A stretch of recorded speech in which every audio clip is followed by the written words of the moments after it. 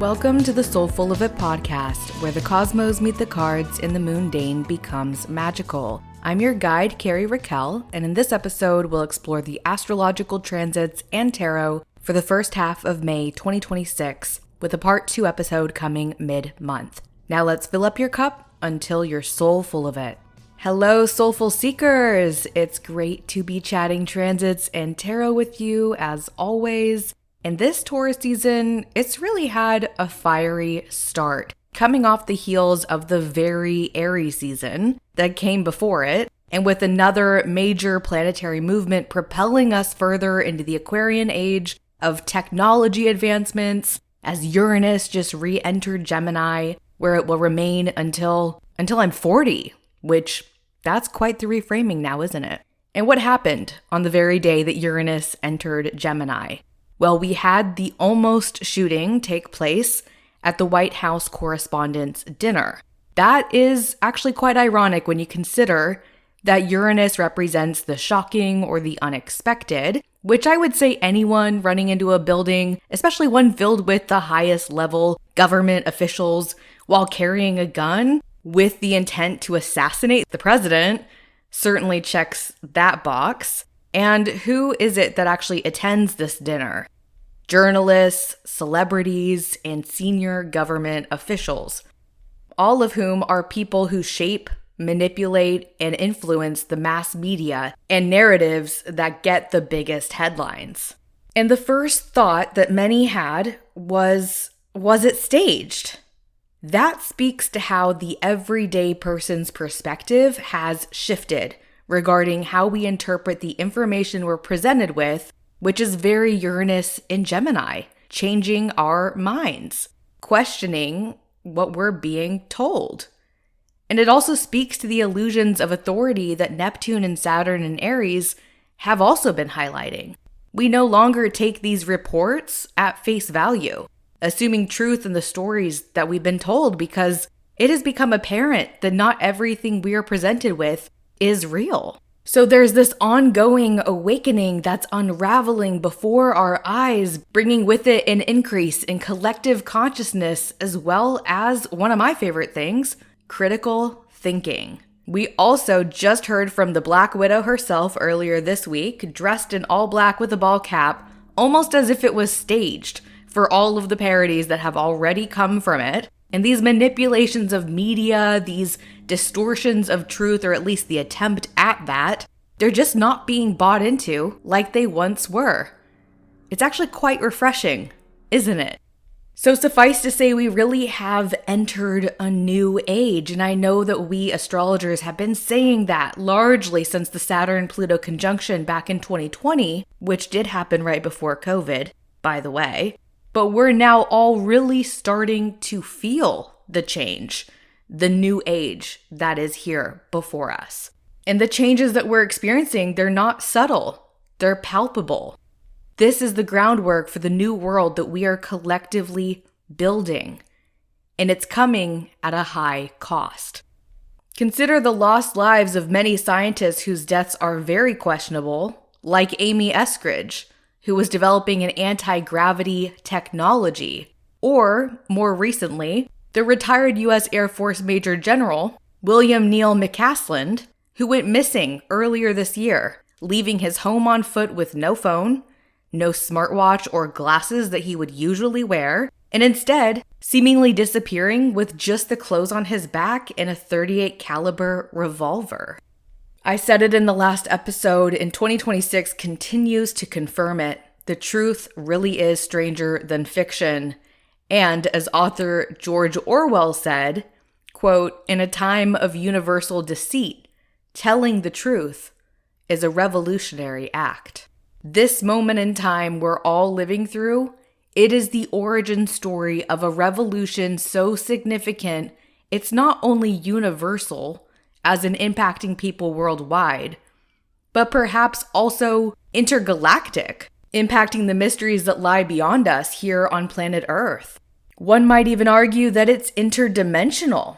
One of my favorite theories about aliens is that they're not from other worlds in the sense that they have another home planet, but that they are another version of us, from the future or a parallel universe, maybe another dimension or a plane of reality that coexists alongside our own, that the human eye just cannot behold. But what if we could behold it? What if this awakening is the beginning of us opening our eyes to see beyond what we have previously perceived? I truly believe that this questioning, this unwillingness to drink the Kool-Aid in all its forms, is the on-ramp to unlocking that next level of consciousness. As we shifted from Aries season, where we began to ask ourselves, what does winning my own game of life look like? What does it take to be a winner in my own eyes? Taurus season now encourages us to ask ourselves, what does winning feel like? In my body, in my mind, in my soul? Because if life is a game, if we're not playing to win, then why did we enter the game at all?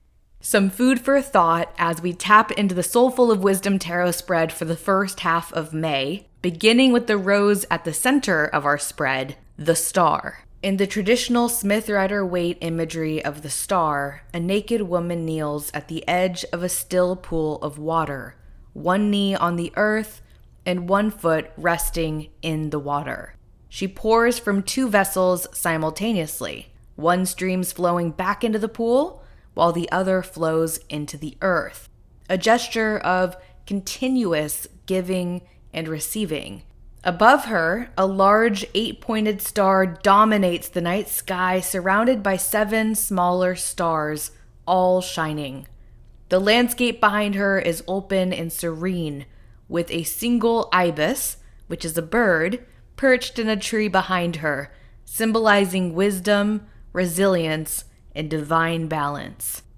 The star arrives like the first breath after a deep plunge underwater. It's a card of restored faith, hope, and healing. As our rose for the month of May, the star is asking something of us that might feel deceptively simple. Can you allow yourself to be replenished? Not fixed, not saved, replenished. There's a difference, and the star knows it. We are moving through a collective moment that has required us to increase our bandwidths emotionally, energetically, and spiritually. Many of us have been running on fumes and calling it functioning. And the star shows up in May and says, put the perceived obligations down for a moment and let something pour into you. And maybe that something is simply yourself. The star is an invitation to embrace the soft and the restorative. As the 17th card of the major arcana, it comes right after the 16th card, the Tower. And it offers us a moment of stillness and self-reflection to heal from the chaos of the whole tower that had to come down. Because where the tower clears away that which was meant to go, the star illuminates what remains when the rubble settles. The star this May is a compass pointing you towards the version of you that exists when the performance is over, the armor is off, and you're just here, breathing, trusting, open. What does that version of you need right now? What nourishes them? What have you been withholding from yourself because it didn't feel earned or practical, or there wasn't time for it in the schedule? May is an invitation to receive, refill, and remember that hope isn't passive. It is, in fact, one of the most necessary and rebellious acts available to us. Now let's turn our attention to the thorns crossing our rose. The Queen of Pentacles sits on a throne richly adorned with carvings of fruit, flowers, and wildlife. A throne that looks like the earth itself decided to show off a little. She holds a single golden pentacle in her lap, gazing at it with a tenderness that holds a deep wisdom.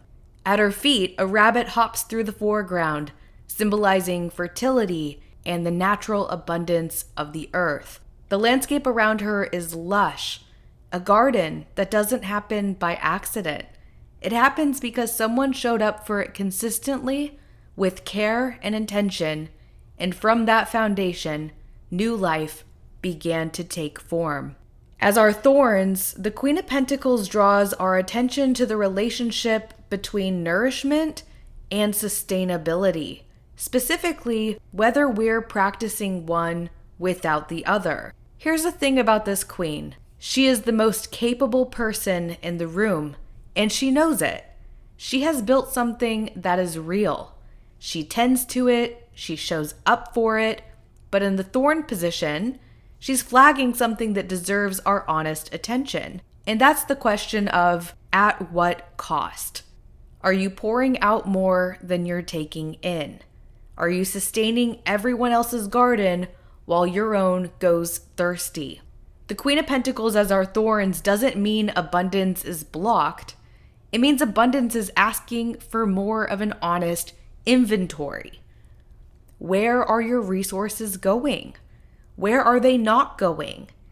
And is the woman holding that pentacle in her lap making sure some of what she tends to so carefully actually belongs to her? This card also brings attention to how we resource ourselves in a more practical sense. Our bodies, homes, finances, energy, and time. Moments may surface this May where you're tempted to overgive, overextend, or overfunction because that's what you might think that you need to do. Perhaps because it feels like love. And maybe it is love. But the Queen of Pentacles at her best knows that love without self-preservation is a slow leak. She loves generously, and she also keeps some for herself. She's not a martyr, she's a steward. With the star as our rose and all that beautiful replenishing energy, the Queen of Pentacles in the Thorns position is saying, don't let May's restorative energy pass through you without actually stopping to drink it all in. Then, for our basis or root, we see 3 figures standing inside what appears to be a cathedral or a stone structure of some sort that is maybe under construction. One person, a youthful stonemason, or maybe they're a craftsman, somebody who works with their hands, is standing on a bench.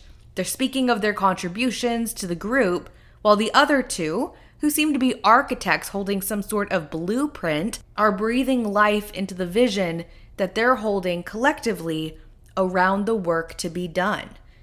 Above them, 3 pentacles are carved into a stone archway, representing the reliable end product of a successful team effort that leverages the wisdom that can only be found when ideas are shared before they're enacted. At the root of this spread, the 3 of Pentacles tells us something important about the foundation of this month. You are not starting from scratch. There is already something in progress, something real, intangible, and maybe even structural, whether that's a creative project, a relationship, a professional endeavor, a healing process, or even just a version of yourself that you've been carefully, quietly constructing or even deconstructing. 3s are about collaboration, and the number 3 is a number of synergy. At the root, this energy suggests that the soil that May is growing from has been cultivated through shared effort, or that shared effort is what's being called forward now as a stabilizing force. This card, grounded underneath the star above it, creates an interesting dynamic because the star is deeply personal and internal, while the 3 of Pentacles is inherently relational and collaborative. What that says to me about May is this. The renewal you're moving toward isn't happening in isolation. The people you're building with or building for are part of the foundation. The 3 of Pentacles is sometimes called the card of the apprentice, which is a nod to the person who's standing on the bench. They clearly look to be younger than the other 2. And now it's called the apprentice not because that person, said to be a craftsman or stonemason, doesn't know what they're doing. but because they are still in the sacred, humble practice of learning on the job. May's root asks, can you bring your full skill and effort to the table without needing to have, quote, arrived already? Can you show up as both capable and still growing, prioritizing progress and collaboration over perfection? Because it's unattainable anyways, isn't it? And that brings us to our sun. In the traditional Smith-Rider-Waite tarot deck imagery of the Page of Pentacles, we see a person standing in an open field holding a single golden pentacle up before them with both of their hands, intently giving it a look over. The field around them is lush with flowers at their feet and mountains in the distance and a clear sky above them. This is a person in the very beginning stages of a relationship with something that matters deeply to them, and they want to understand it thoroughly before they make their next move. The pages are students. They represent the energy of approaching something with fresh eyes, with curiosity over expertise, and with a willingness to not know yet. Kind of similar to that apprentice we were just talking about. And in the Suit of Pentacles, which is the realm of the earth, the body, the material world, the practical and the tangible, this page is beginning a relationship with something grounded, something real and worthy of learning slowly. As our guidance for May, the Page of Pentacles is asking, what are you ready to begin learning? Maybe it's a skill, it could be a new relationship with your own body, with your finances, with a person. Maybe it's a practice, spiritual, creative, physical, that you've been circling for a while but you haven't fully committed to yet. The page now says it's a good time to pick it up. Not to master it, just to pick it up and hold it in both hands and really look at it. The page holds one pentacle, so the guidance here is actually quite obvious. Choose one thing that you want to study, practice, or invest in this month, and then give your genuine attention to it. There's a beautiful echo happening between this card and the star. Both carry that quality of unhurried attention. The star replenishes, the page receives and begins. Together, they kickstart the month of May with a quiet, grounded invitation to let something new take root. Not through force or a 5-year plan, through curiosity, through the kind of devoted, unhurried attention that turns small seeds into practical things, which then become real wisdom, like what the Queen of Pentacles embodies. And perhaps the vehicle for all of this is finding the right people to learn from or to learn aside, like the Three of Pentacles. May isn't asking us to arrive. It's just asking us to begin.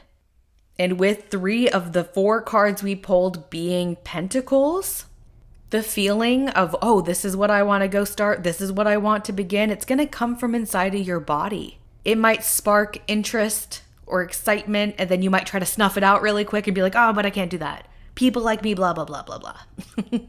Whatever the narrative is that you maybe have clung to, very Taurus to be stubborn, to be unwilling to change because I'm so comfortable right now. But what if it's worth your discomfort?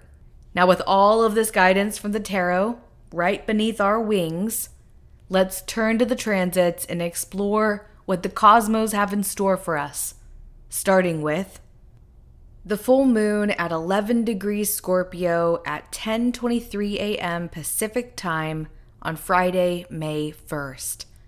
This is an emotional release or a crescendo heightened by themes of power, death, and regeneration. It feels fated that it falls on May Day, which was when hundreds of thousands of workers across the United States walked off the job to demand an 8-hour workday. That was back in 1886. Now that strike was successful because there is power in the people, which is a mirror of this moment we're all moving through right now, as there is a call for a general strike all across the United States on this May Day. And that's in opposition to corporate greed, as well as to protest the affordability crisis, demanding higher wages to rebalance the dis-ease of these oligarchs who are literally feeding off of the working class like vampires. I guess you could say I have some big feelings about it, but at this point, who doesn't? And full moons, they are fuel to the fire, even with this one being in a water sign. We all know that Scorpio is the fire sign of water signs, after all. So this feels very aligned and significant to have this full moon, which is like a climax on this day of reclaiming power, and the pattern coming back to life this May Day just reinforces it. May 1st is also Beltane, a traditional Gaelic festival that celebrates the return of light and the blossoming of life in the spring as we begin shifting towards the summer season here in the Northern Hemisphere. May Day and Beltane always occur on the same day, the 1st of May, but the Scorpio full moon isn't always on this date. So while equity and celebration are both balanced on the scales, they're more emboldened by the regenerative energy of the Scorpion. It's very reminiscent of a quote by activist and author Dan Savage that I think also really ties into what I was saying kind of at the start of this episode. And in that quote, he says, "During the darkest days of the AIDS crisis, we buried our friends in the morning. We protested in the afternoon, and we danced all night. The dance kept us in the fight, because it was the dance we were fighting for." It's so important to remember exactly that. What is it that we are fighting for? Scorpio rules the 8th house of sex, death, taxes, and debts, all things that matter in the moment but are impermanent. And I say that even about death because of the cycle of rebirth that death bleeds into. Energy cannot be created or destroyed, and endings are beginnings in disguise. The 8th house also comes after the 7th house of partnership. So it's building off of the theme of who am I in the context of you? Who am I in the context of us? Where do I end and you begin? And it moves into together we share resources, intimacy, we share our whole selves, our soul selves. And every relationship has an ending, be it death or divorce, and from each ending, we bravely begin again. I'm sure I've talked about this at some point on the podcast, but I used to be a little bit, or maybe a lot, depending on the day, afraid of Scorpio energy. I noticed how they could read people, and it made me feel really vulnerable. As I learned more about the sign and where it landed in my own natal chart, and how I have both Venus and Pluto there, it became less intimidating and more aspirational. I unpacked my discomfort and saw it for what it was, an innate awareness of the presence of power. Scorpios, y'all are so damn powerful. It's incredible. As I learned more, I made peace with the Scorpio parts of myself, and that enabled me to really see through the initial judgment that I had. And I bring this up because this is the energy that the month of May is beginning with. It feels a little bit like walking the plank. And we can do that with fear of falling or fear of sharks in the water, or we can do that with wonder, with a grounded curiosity that leans less towards sea creatures are gonna eat me, and more towards legend says there's a treasure chest somewhere down there, but you have to go to the bottom of the ocean to find it. And the bottom of the ocean is dark. And Scorpio sometimes gets misread as cold, but Scorpio is water. And unless it's a hot spring, water is cold. And it does not care if you sink or swim, but you still get a choice. And choosing not to learn how to swim is setting yourself up to sink. So swim. Don't let the emotional release of this full moon sink you. Do what a Scorpio would do and instead allow it to fuel you. Speaking of fuel, the ruler of this full moon, Mars, is still in Aries and it's forming a square to Jupiter in Cancer. Mars in Aries is also winding its path towards a conjunction with Chiron, which is where Mercury is currently at. And the square to exalted Jupiter in Cancer is an aspect of challenge that is strengthening and supportive. It helps you evolve, grow, and mature. It's like a platter of self-regulation you're learning to order more often off of your own soul menu before the hunger hits. We also have Venus sextile Saturn, which is another supportive, albeit not necessarily easy, aspect. Actually, that's funny. These planets are all greater or lesser benefics. Jupiter and Mars are more influential in a day chart, whereas Saturn and Venus are more influential in a night chart, which is determined based on if you were born in the daytime or the nighttime. And with these planets in aspect, there's a bittersweet balance present. And that's a good way to describe Mercury conjunct Chiron. Bittersweet. It's giving words to the collectively wounded and also to your own personal wounding, while at the same time reminding yourself that when we repeat the wound, when we tell the story again and again, and we hurt ourselves over and over again as we revisit something, and maybe even make it worse over time, it sticks with us longer. It sticks to us longer. So there's some discernment here that needs to be applied where, yes, on one hand, you need to say what you need to say, and sometimes you need to tell the same story 50 times to find the resolution. But on the other hand, sometimes you don't need to say it anymore. Sometimes the moment already happened and passed. It reminds me of Byron Katie, who I know I've talked about before. She's the author of Loving What Is and a practice known as The Work. And she's got some very interesting clips out there of her speaking to audiences that are really thought-provoking. But the quick gist of some of the things that she says is, if I walked up to you right now and slapped you in the face, it would hurt, right? But if you go home and you tell the story about how I slapped you, and then the next week you tell someone the story about how I slapped you, and then the day after that, and the day after that, and a month later, and a year later, each time you tell the story, you're just kind of slapping yourself in the face now. Because the truth is, you're not being slapped in the face anymore. It only happened in the moment. And that's not to say that that person isn't responsible for slapping you in the face, which is where a lot of us want to jump to. We want to jump to, oh, but you did this. I'm going to hold you accountable. And part of how I'm going to hold you accountable is I'm going to drink all this poison and hope that you die. But actually, I'm just drinking a bunch of fucking poison and it's kind of killing me.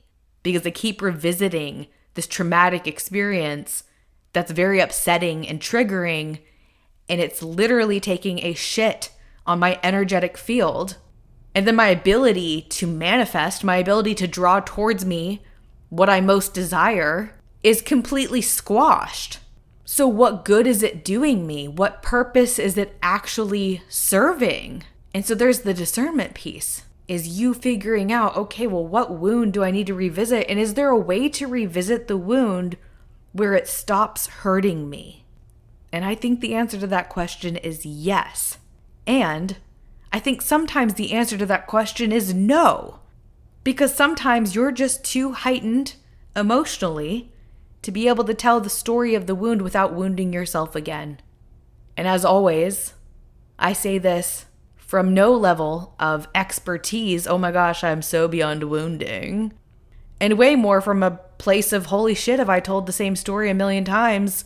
And it's been like the Three of Swords card, where you have three different swords stabbing through the heart, and well, guess what? I maybe put two of the three swords in there. The first one was the one when the person slapped me in the face, which is really a metaphor that's not going to die now with this the storytelling that I'm doing. But yeah, I think that's an element here with the Mercury Chiron piece. And two things can be true at once. It can be incredibly healing and necessary to say what you need to say. Hey, you hurt my fucking feelings. Hey, you slapped me in the face. I didn't like that. You know? And at the same time, knowing, you know what? I don't need to revisit that. I don't need to go back down that road. I don't live there anymore. So ultimately, this Scorpio full moon, it's just not about comfort. It's about evolution and embracing the truth while allowing the truth to simultaneously be shed, shape-shifting into knowledge or wisdom that can guide the path forward. With Mars squared Jupiter, movement might be the best vehicle for this release.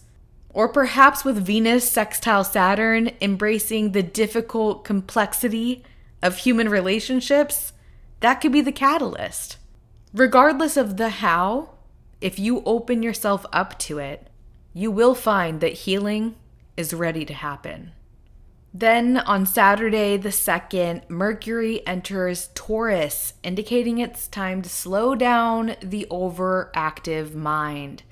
I love this transit for meditation, yoga, and breath work, all of which are incredible tools for quieting the noise upstairs in favor of dropping into the inner wisdom that requires no script or narration. My quick recommendation for leaning into this very brief transit is to interrupt negative or unhelpful thoughts by taking a few deep breaths to realign your energy and recalibrate your energetic field. Then, on Wednesday the 6th, we have the first of many planets to station retrograde, Pluto. As the furthest known planetary body from our vantage point here on Earth, Pluto has the least direct impact on our personal daily lives. So it's unlikely you'll sense a big shift related to this retrograde, but it's still worth knowing when the annual retrograde is occurring. Pluto is the modern ruler of Scorpio, and it ties into the themes from our Scorpio full moon, with the retrograde signaling a season of internal power shifts that can lead to external changes, especially in the collective. On the world stage, this could be indicative of a fall from grace for someone in a position of power or authority whose intentions are just rotten or self-serving. And I say that because Pluto is in the sign of the humanitarian, Aquarius, where power shifts away from the few in favor of the many. An example of this would be the battle of New York Mayor Mamdani versus New York's oligarchs, which is quite an interesting thing to be watching unfold. If you are not keeping up with that, you're missing out. It is honestly so fucking inspiring. And we're not getting enough of that, which I know is very frustrating, but every little bit that we're getting, oh my gosh, so delicious. Like, chef's kiss. I love me some justice. And so does Pluto and Aquarius. It's very much like a justice on behalf of everybody type of energy. So it's going to be interesting to see what simmers under the surface between now and mid-October, which is when Pluto will station direct, at which point we might get more of a visual sense of what power structures we're facing internal struggles as things start coming to the surface. Lastly, I wanted to talk about the new moon, which is taking place on Saturday the 16th at 1:01 p.m. Pacific time. This new moon is at 25 degrees Taurus, and it's conjunct the asteroid Ceres, also sometimes referred to as a dwarf planet, who is also at 25 degrees, as well as fast-moving Mercury, who at this point has already journeyed to 28 degrees Taurus. Let's start by unpacking the connection to Ceres, who symbolizes how we nurture or care for ourselves and others, as well as the world around us. Ceres in the sign of Taurus seeks comfort through physical or material means. With both the sun and the moon sitting together with Ceres, this need for nourishment and the desire to see it manifest before our eyes, it's really heightened. And because of this, it would be wise to be cautious about making emotional purchases around this new moon. Do you need a new iPhone or do you want one? And on some deeper level, you've been maybe trying to convince yourself that once you have one, then you'll feel more at ease, then you'll feel more secure, more taken care of. But like, if you're going to spend money on or around this new moon on something that isn't a necessity, it would be very aligned to spend it on a physical experience, more so than a physical item. Maybe that's something like a ticket to a community sound bath or a massage to pour back into yourself in a way that will improve your health in the hours and days that follow.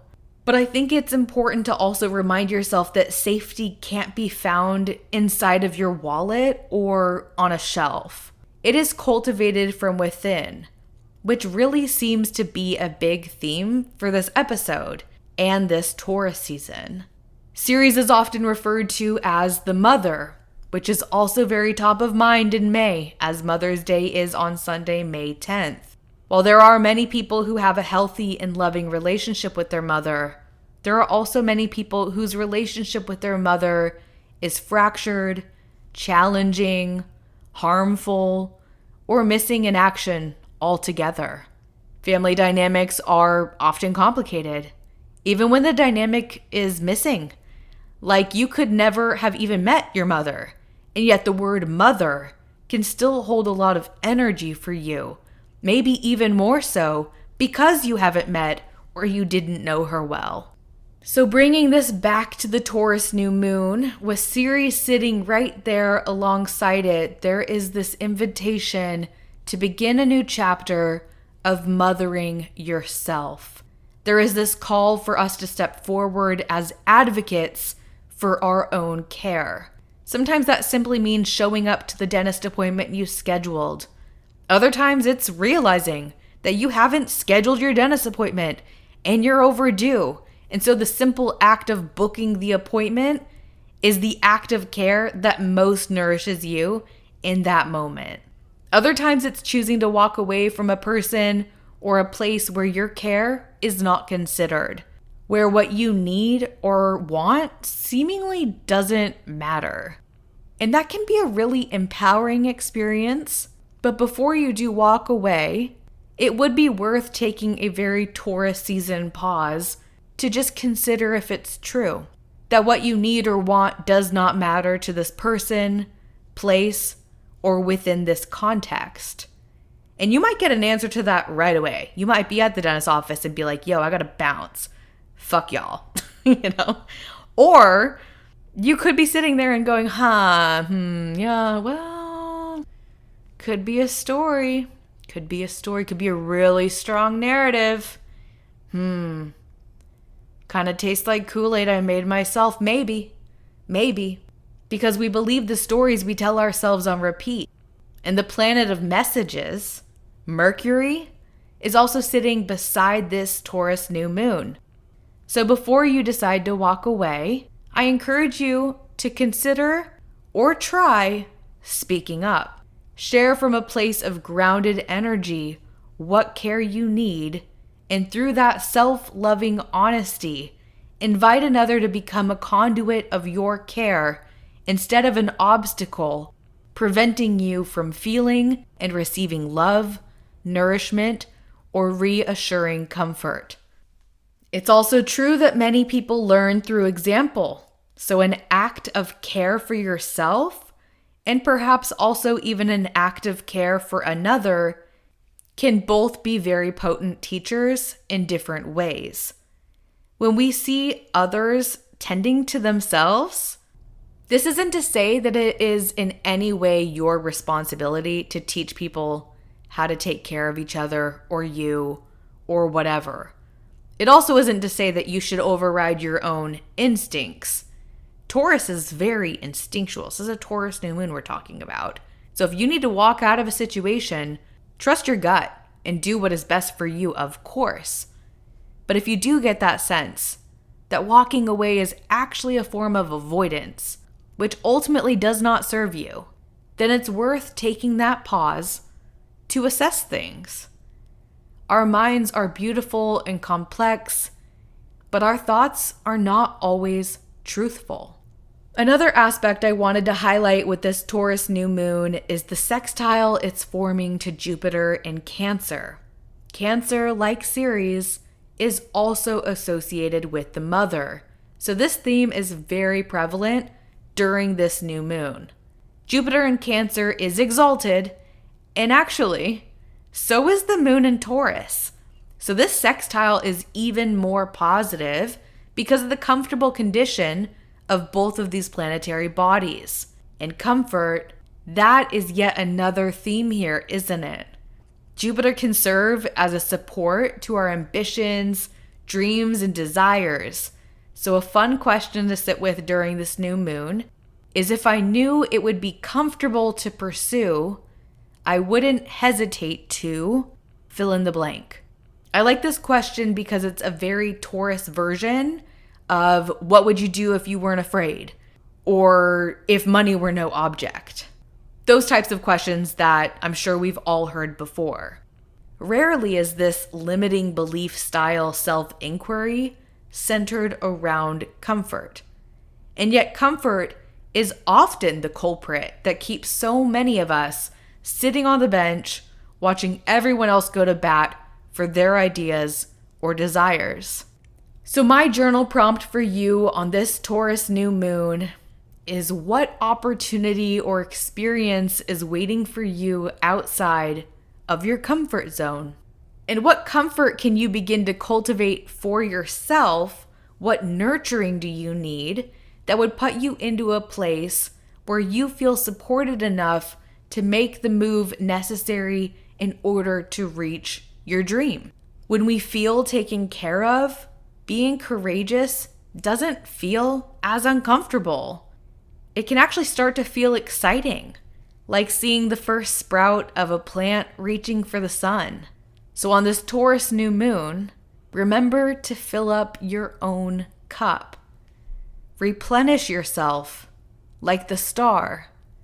Be generous and resourceful to others without forgetting to be generous to yourself, like the Queen of Pentacles.